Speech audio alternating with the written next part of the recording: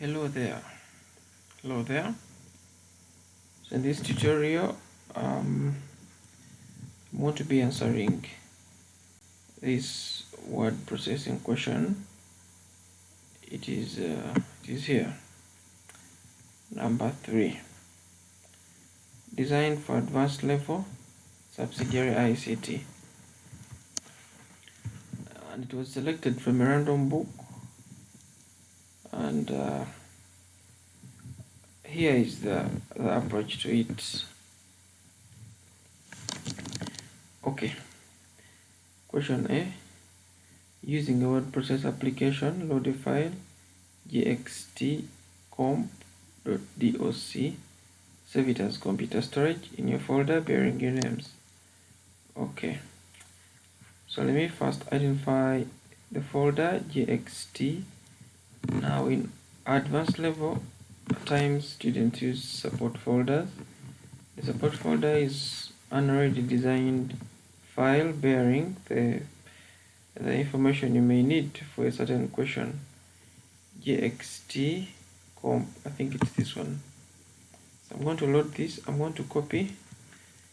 After this video, if you need this file I'm copying, you could inbox me on the WhatsApp numbers in the bio to get the support folder so that you can move along with the video I'm doing.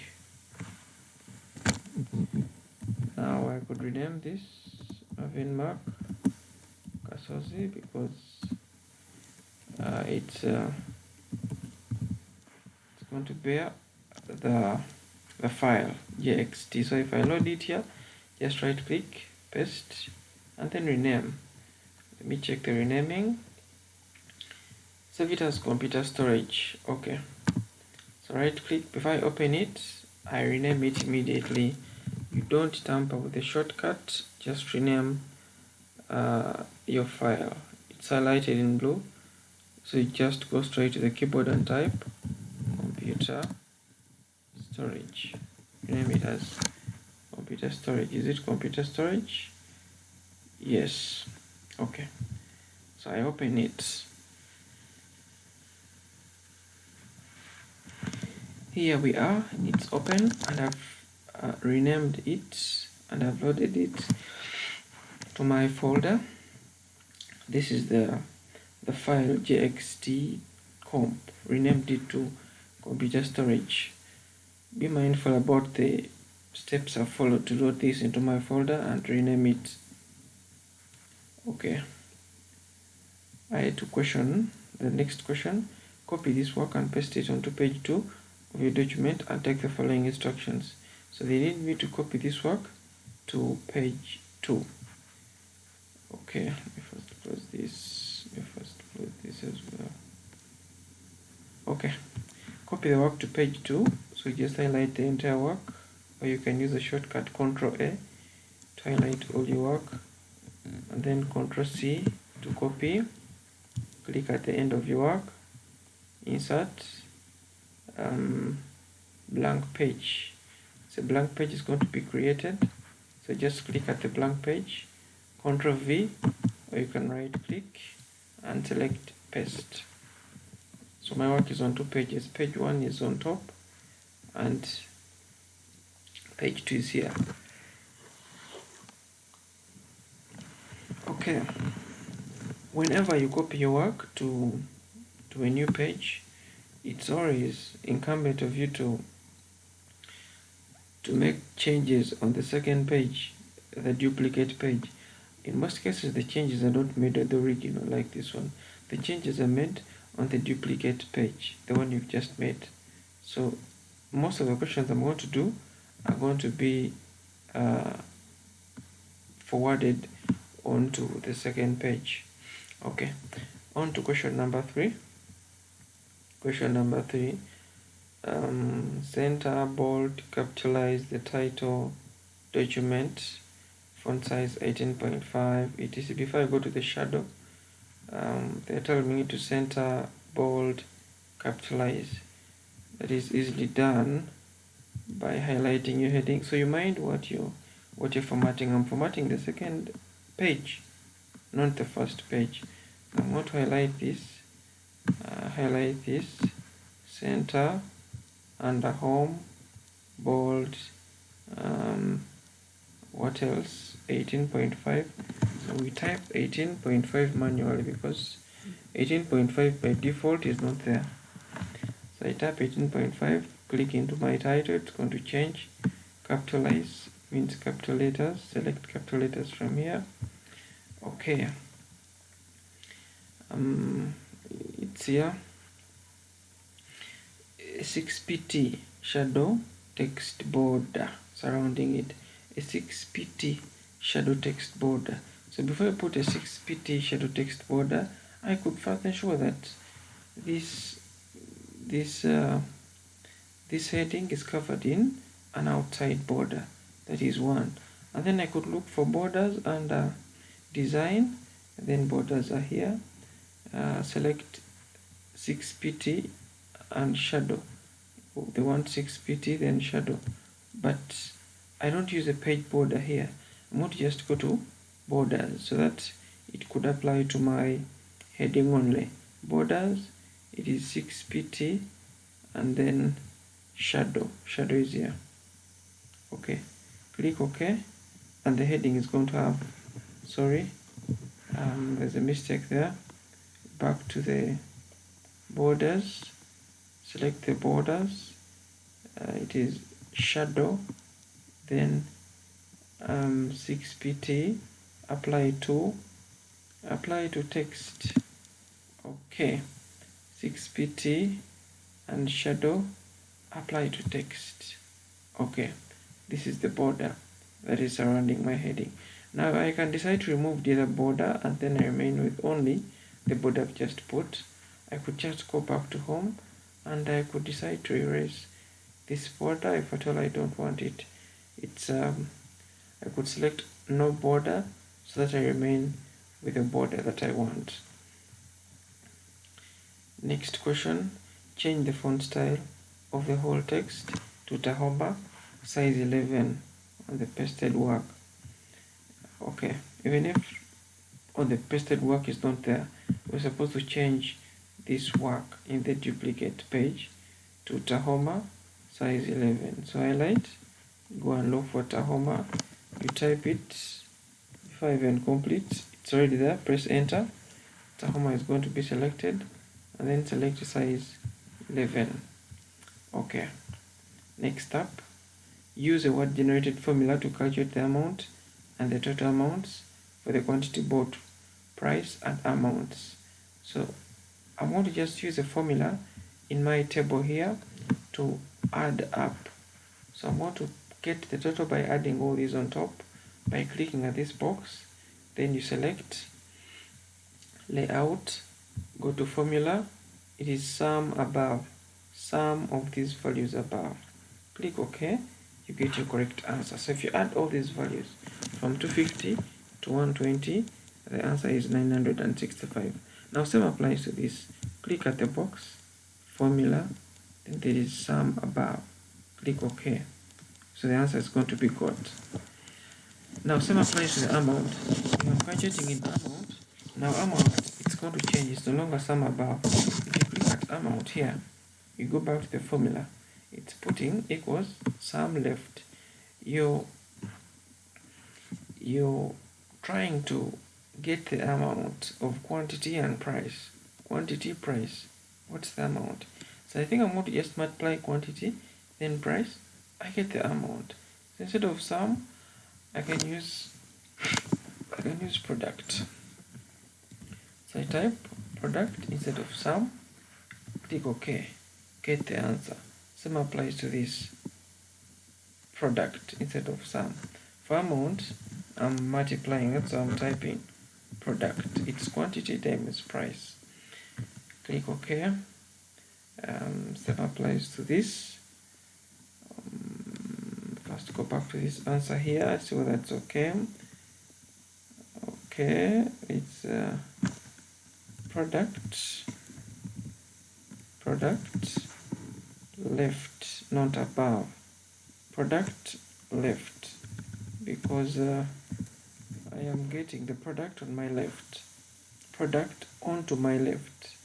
Even this one, if I click at formula, I'm going to select, instead of sum, I put product,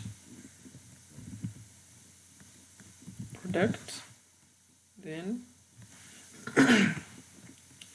instead of above, I put left, click OK. I get the answer. Same applies to this.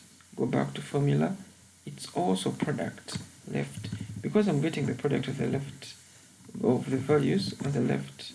Remove above, you put left. Okay. Same applies to this one here. It's not like Excel where we autofill. It's just done one cell at a time. Product, then left. Okay. Now guess what at the last one here? At the last one, I'm going to just add the amount, because in the question here, I'm told to generate formulas to calculate amount and total amounts of the quantity, bought price, and amounts. So they wanted me to first of all get the total quantity here. The answer is here. You get the total price, the answer is here. And then you multiply each of these, you get the answers. Then you add the entire amount. So I'm going to click at formula, then instead of it's equals sum above, it's right. I am adding all the values above, equals sum above, click OK, and the answer is going to be generated. Next up, include your name as a text watermark, diagonal in a blue color and small caps. Okay, now if I'm including a watermark, or in my work, they didn't specify whether they want it on one page, so that's okay. If they don't specify that they want a watermark on one page, just go to design, locate watermark, and then you go to custom watermark, and then you put your watermark there. Check text. The watermark will be your name, like Marvin. It's color blue. You look for a color blue around the colors, maybe this one, and I think they say small caps, small letters, Marvin. Then was it for original? Is it diagonal? Yes, it's diagonal. Select diagonal, then you apply, then OK. Now this is the watermark that's going to affect all the pages. It's on this page and it's on this page. But in a scenario where a watermark is required on only one page, for example, if a watermark is supposed to be on the last page, you just scroll to the bottom of the page, you click within that page, go to watermark, select a diagonal watermark like this one, right click, you go to insert at current document position.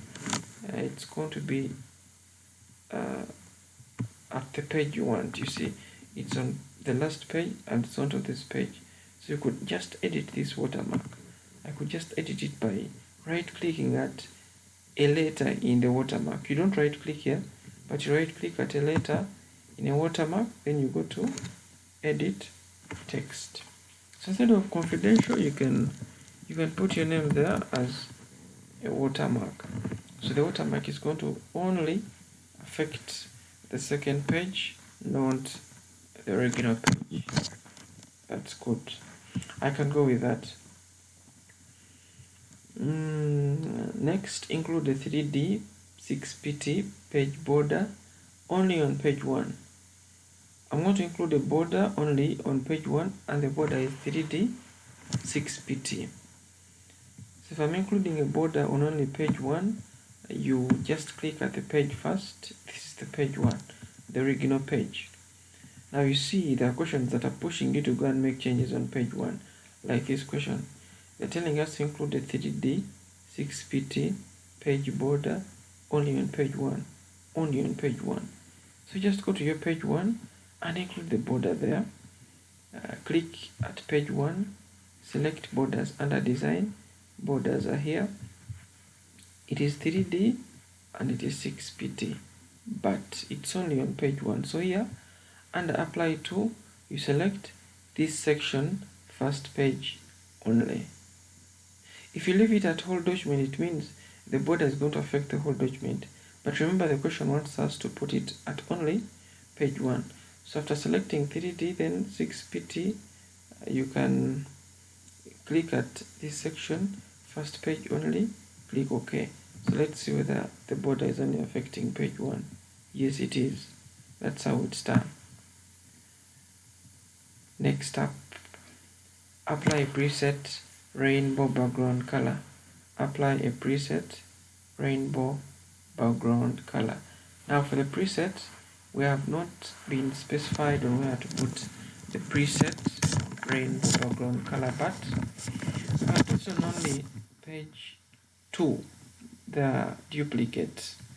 You can put a preset rainbow color. So if I want to put a preset rainbow color, first of all, at the entire work, if I want to put a preset rainbow color at the entire work, I want to just click anywhere within my work. Then I look for the page colors under design. There are page colors here. And then you select fill effects. So under fill effects, under gradient, there is preset. And under preset colors, you look for rainbow. Rainbow is right here. So this is a preset rainbow color. If you have more of the terminologies in your question, like a preset rainbow color, diagonal up, you select diagonal up, but they have not specified the shading styles. So I could stop at preset rainbow color, I click OK. Now this is a preset rainbow color, but it's affecting the entire document, which I may not want. Now what if I want the preset rainbow color to only affect only maybe the first page?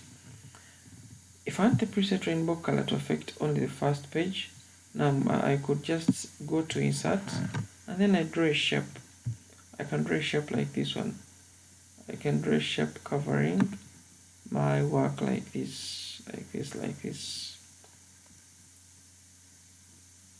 Okay, it's here. Okay, I've drawn the shape and it's covering the entire work. Remember, I want a preset on only one page. So after drawing my shape, I want to just send it behind the text so that I can see what I'm doing. Let me first give it this color, which is not preset. So I could even locate wrap text here. Instead of right clicking at the shape, I can locate wrap text and then I locate behind text. You see, the color is going to be on only one page using the shape feature, but I want a preset. So if I want a preset, I'm going to make sure I've clicked at the shape. Then I select there is shape fill. Then under shape fill, there is more fill colors. So under more fill colors, I'm looking for preset. It's not here. Let me go back. There is shape fill. Then I can locate preset from gradient. Let me try gradient. Presets. Where you? Okay. Preset is under shape fill. Then gradients, more gradients, presets, then I select rainbow is here, then I click OK. You see, it's a preset on only the first page. Wow, that's a good feature.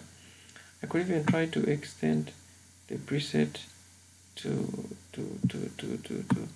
the entire page.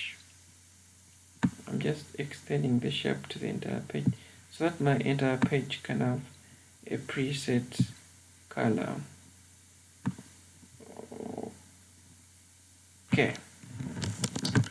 Okay, that's a preset color on only one page.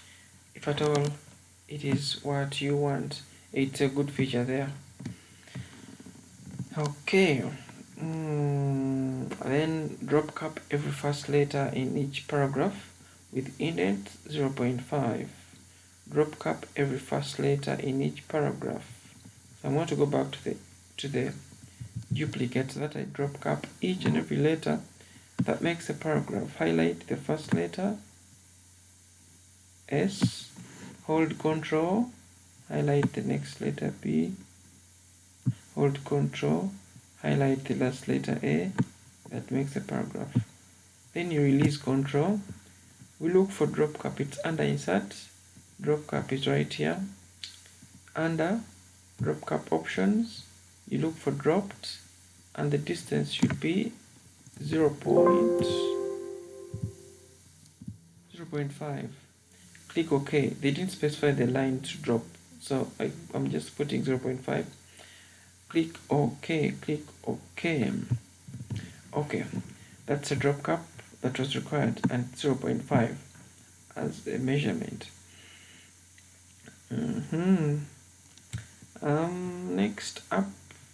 Next up, after the drop cap, include your name and personal number as a centered footer. Include your name and personal number as a centered footer. So footers are easily done by doing this. If I want to do a footer, I can click within my work, look for footer, under Insert, you want a centered footer. Okay, if a centered footer is needed, I can select this, and then I could delete this, then I could also delete this. Click at it, delete. Then this, I can type my name, Mark Marvin.